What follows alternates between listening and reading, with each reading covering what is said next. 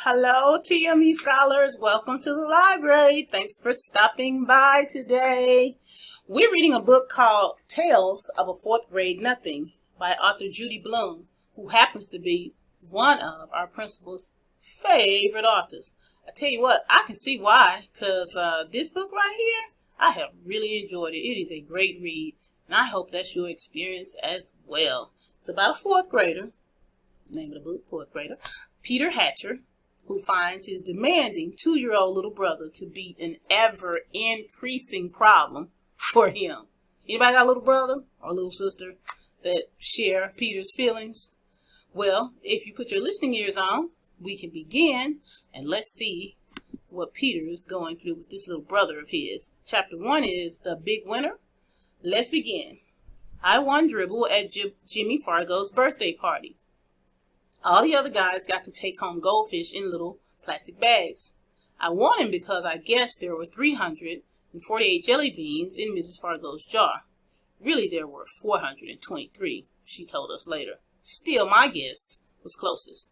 Peter Warren Hatcher is the big winner, Mrs. Fargo announced. At first, I felt bad that I didn't get a goldfish, too. Then Jimmy handed me a glass bowl. Inside, there was some water and 3 rocks. A tiny green turtle was sleeping on the biggest rock. All of the other guys looked at their goldfish. I knew what they were thinking. They wished they could have tiny green turtles too. I named my turtle Dribble while I was walking home from Jimmy's party. I live at 25 West 68th Street. It's an old apartment building, but it's got one of the best elevators in New York City. There are mirrors all around. You can see yourself from every angle. That sounds cool, huh? There's a soft, cushioned bench to sit on if you're too tired to stand. The elevator operator's name is Henry Bevelheimer. He lets us call him Henry because Bevelheimer's very hard to say. That is, isn't it? Bevelheimer. Our apartment's on the 12th floor, but I don't have to tell Henry. He already knows. He knows everybody in the building. He's that smart. He even knows I'm 9 and in 4th grade. I showed him Dribble right away. I won him at a birthday party, I said. Henry smiled. Your mother's going to be surprised. Henry was right. My mother was really surprised. Her mouth opened when I said, just look what I won at Jimmy Fargo's birthday party. I held up my tiny green turtle. I've already named him Dribble. Isn't that a great name for a turtle? My mother made a face. I don't like the way he smells, she said. What do you mean? I asked. I put my nose right down close to him. I didn't smell anything but turtle. So Dribble smells like turtle, I thought. Well, he's supposed to. That's what he is. And I'm not going to take care of him either, my mother added. Of course you're not, I told her. He's my turtle, and I'm the one who's going to take care of him. You're going to change his water and clean out his bowl and feed him and all of that, she asked.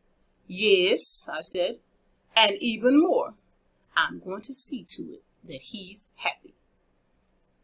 This time my mother made a funny noise, like a groan. I went into my bedroom. I put Dribble on top of my dresser.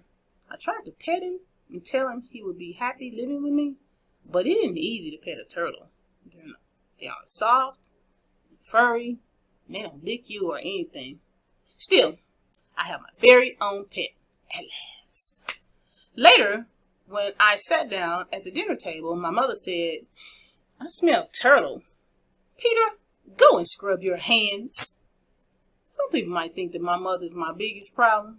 She doesn't like turtles, and she's always telling me to scrub my hands.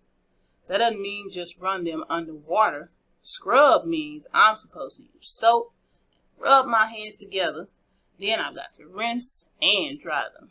I ought to know by now. I've heard it enough. But my mother isn't my biggest problem. Neither is my father. He spends a lot of time watching commercials on TV. That's because he's in advertising business. These days, his favorite commercial is the one about Juicio. He wrote it himself. And the president of the Juicio company liked it so much, he sent my father a whole crate of Juicio for our family to drink. It tastes like a combination of oranges, pineapples, grapefruits, pears, and bananas. And if you want to know the truth, I'm getting pretty sick of drinking it.